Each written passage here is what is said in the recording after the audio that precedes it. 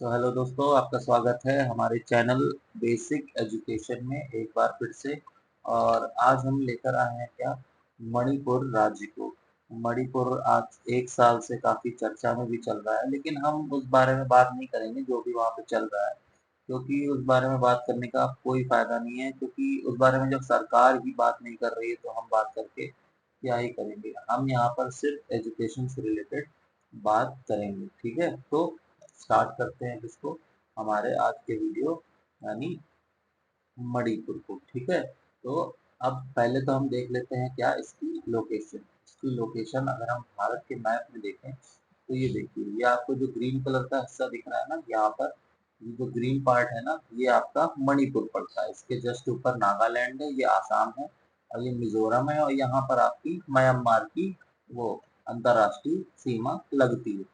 तो आपको पोजीशन तो पता चल गई इस राज्य की कहाँ पर है भारत में, ठीक है। बिल्कुल कहाँ पर, ईस्ट में, आपके ईस्ट में एकदम जाएंगे आप तो यहाँ पर क्या है, मणिपुर की पोजीशन है ये भारत में, ठीक है। अब आगे बढ़ते हैं और वीडियो की शुरुआत करते हैं, ठीक है। अब ये उत्तर पूर्वी भाग में स्थित राज्य है, नॉर्थ ईस्ट का राज्य है तो उत्तर पूर्वी भाग में होगा, ठीक है। अब क्या इसकी राजधानी की बात करें तो इसकी राजधानी क्या है, इसकी राजधानी इम्फाल है। इम्फाल क्या है, इसकी राजधानी है जो मध्य में स्थित है, कुछ भाग इसका यहाँ पर भी स्थित है, ठीक है। तो ये क्या है, इम्फाल की जो मणिपुर की राजधानी क्या है आपकी, इम्फाल। इम्फाल क्या है, मणिपुर की राजधानी है। अब आगे बढ़ते हैं। मणिपुर के उत्तर दक्षिण में मिजोरम है, पश्चिम में आसाम है, और पूर्व में अंतरराष्ट्रीय सीमा म्यांमार लगती है। हमने आपको मैप में अभी दिखाया था, फिर से दिखाते हैं। ये देखिए क्या कह रहा है ये आप देख रहे हैं उत्तर में क्या है आपका, आपको उससे पढ़ाते हैं पूरा। ये देखिए मणिपुर के उत्तर और दक्षिण में क्या है, मिजोरम है। ये देख रहे हैं आप, मिजोरम है यहाँ पर। पश्चिम में आसाम है, ये देख रहे हैं आप, आसाम है। और इसकी सीमा क्या, पूर्व में अंतरराष्ट्रीय म्यांमार से लगती है। इसमें एक लाइन मिस है, ये नागालैंड से भी सीमा लगती है इसकी। ये आप जो येलो कलर से देख रहे हैं, ये क्या है, ये नागालैंड है।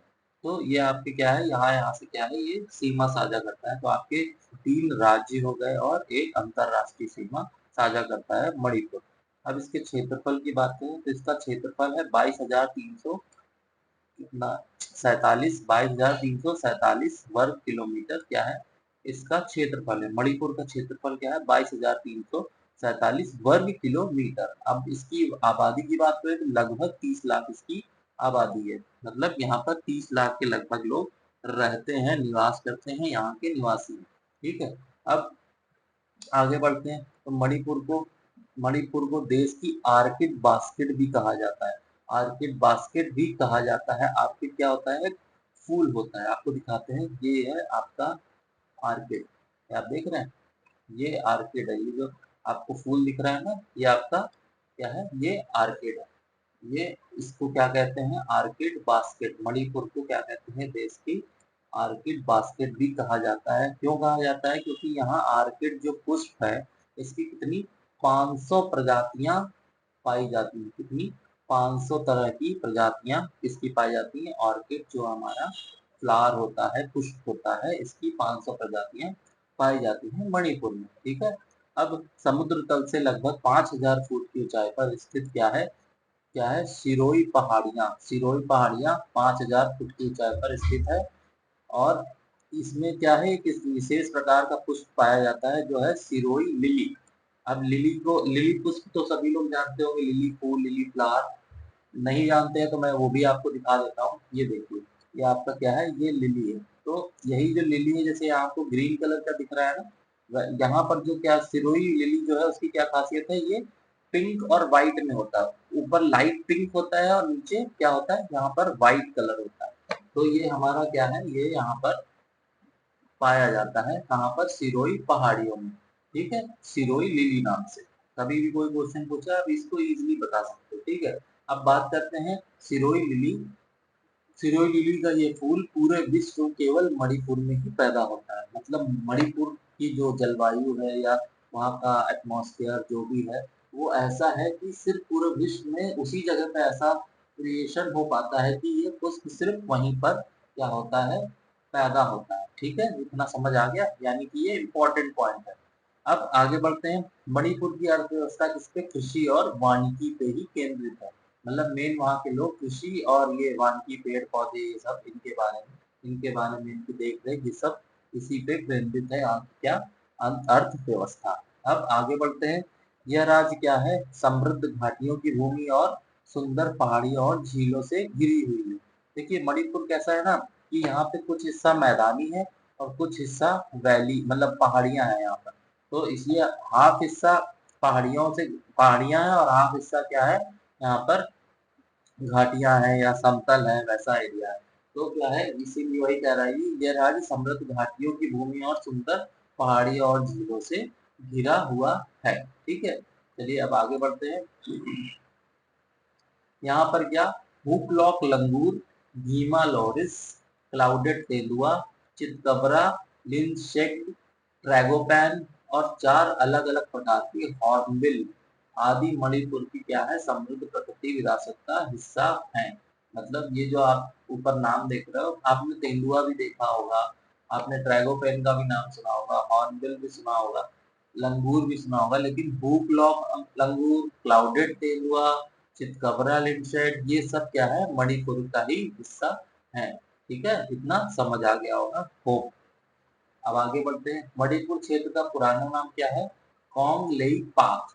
कॉन्ग लेई पाक क्या है, ये मैतेई भाषा का क्या है, एक शब्द है, या इसका मतलब क्या होता है, शुष्क देश, मतलब शुष्क, जो शुष्क स्थान होते हैं ना, वो इसका मतलब होता है कॉन्ग लेई पाक। तो इसका क्या पुराना नाम क्या है मणिपुर का, कॉन्ग लेई पाक। अब आगे बढ़ते हैं। मणिपुर नाम का अर्थ, रत्नों की भूमि। ठीक है, इसका अर्थ होता है मणिपुर का रत्नों की भूमि। मतलब अलग अलग टाइप के रत्न होते हैं ना, वो आपने सुना होगा, वो एस्ट्रोलॉजर वगैरह सजेस्ट करते हैं, तो हालांकि वो सब फालतू की चीजें हैं। मणिपुर का नाम वही, उसका अर्थ है रत्नों की भूमि। अब ये हो सकता है मे बी ये गूगल के अकॉर्डिंग हो, ये इसका मतलब ना हो, इसको मैं एक बार देख लूंगा ये सही है गलत है। अगर आप लोग को पता है तो आप कमेंट करके बता सकते हो, क्या ये सही कथन है कि मणिपुर का नाम तो अर्थ रत्नों की भूमि है। ओके, चलिए आगे बढ़ते हैं। मणिपुर के मूल निवासी क्या, मैतेई जनजाति के लोग हैं। यहाँ पे 2 जनजातियां मुख्यतः रहती हैं, कुकीज और मैतीज। ठीक है, तो वो आजकल इतना ट्रेंड में चल रहा है ना, तो इसके बारे में पूरी सबको जानकारी है कि कुकीज और मैतीज यहाँ की मेन, जिनके बीच में अभी लड़ाई चल रही है, जो भी वहाँ पे चल रहा है। खैर छोड़ते हैं उसको, मैंने कहा उसके बारे में बात नहीं करनी। तो मैतेई जनजाति की भाषा क्या है, मेइती लोन। मेइती लोन क्या है, वहाँ की भाषा है मैती जनजाति की, जिसे मणिपुरी भाषा भी कहते हैं। तो कोई क्वेश्चन बन सकता है यहाँ से, मणिपुरी भाषा किसे कहते हैं, तो मणिपुरी भाषा किसे कहते हैं, मेइती लोन। मेइती लोन जो है वो मणिपुरी भाषा ही है।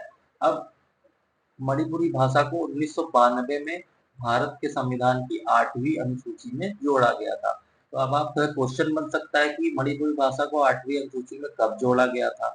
ठीक है, तो आप इजीली बता सकते हो कि 1992 में भारत के संविधान की 8वीं अनुसूची में इसको जोड़ा गया था। ठीक है, अब आगे बढ़ते हैं। मणिपुर के पर्वतीय क्षेत्रों में नागा कुकी जनजाति के लोग रहते हैं। देखिए जो पर्वतीय क्षेत्र है वहां पर नागा कुकीज रहते हैं, और जो नीचे वाला हिस्सा है वो वहां पर क्या रहते हैं, आपके मैतेई रहते हैं। ठीक है, तो ये आपको समझ आ गया। अब आगे बढ़ते हैं। मणिपुर में क्या, कंगला किला है, जिसे कब बनवाया गया था, 1932 ईस्वी में बनाया गया था। क्या नाम है उसका, कंगला किला। कंगला किला, कंगना रनावत पे मत चले जाइएगा, आजकल वो भी फेमस चल रही है, लोग न्यूज स्क्रॉल करते हैं ना, तो उनका नाम मत, ऐसे आप उनके नाम के थ्रू याद कर सकते हैं। तो क्या, मणिपुर में कंगला किला है, जिसे 1632 ईस्वी में बनाया गया था।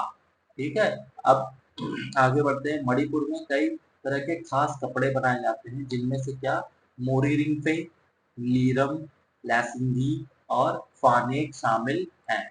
ये क्या क्या क्या है, ये खास कपड़े हैं मणिपुर के। कौन कौन से, मोरी रिंग फे, लीरम, लैसिंगी और फानेक। ठीक है, ये आप नोट कर लीजिएगा, ये टफ नाम है, इतनी जल्दी याद नहीं होगा। अब आगे लास्ट लाइन आज की, कि मणिपुर का प्रसिद्ध भोजन क्या है, चमथोंग या कांगसोई। चमथोंग या कांगसोई क्या है, यहाँ का प्रसिद्ध भोजन है। और एक सब्जी क्या, स्टू। स्टू यहाँ की प्रसिद्ध सब्जी है। ठीक है, इतना समझ आ गया होगा आपको मणिपुर के बारे में। ठीक है, और आशा करता हूँ मणिपुर में जो भी हिंसा हो रही है जल्दी वहां पर खत्म हो जाए। बस लास्ट में इतना ही कहना चाहूंगा। और आपको अगर ये एजुकेशनल वीडियो मणिपुर से रिलेटेड आपको अच्छा लगा हो, पसंद आया हो इसको, तो फिर इसको लाइक करें, शेयर करें अपने फ्रेंड्स के साथ, और चैनल को बिना सब्सक्राइब किए जाना ना भूलें। ठीक है, तो फिर मिलते हैं नेक्स्ट वीडियो में। इसमें मिजोरम राज्य के साथ, मिजोरम राज्य की बात करेंगे हम नेक्स्ट वीडियो में। और इसके पहले भी मैं जितने भी भारत के राज्य हैं उनका वीडियो बना चुका हूँ। ये मानिए कि त्रिपुरा हमारा लास्ट होगा, उसके बाद हमारे दो बचेंगे, अंडमान निकोबार और लक्षद्वीप। ठीक है, तो मिलते हैं नेक्स्ट मिजोरम के साथ। ओके, तब तक के लिए गुड नाइट। ओके, अपना ध्यान रखिए।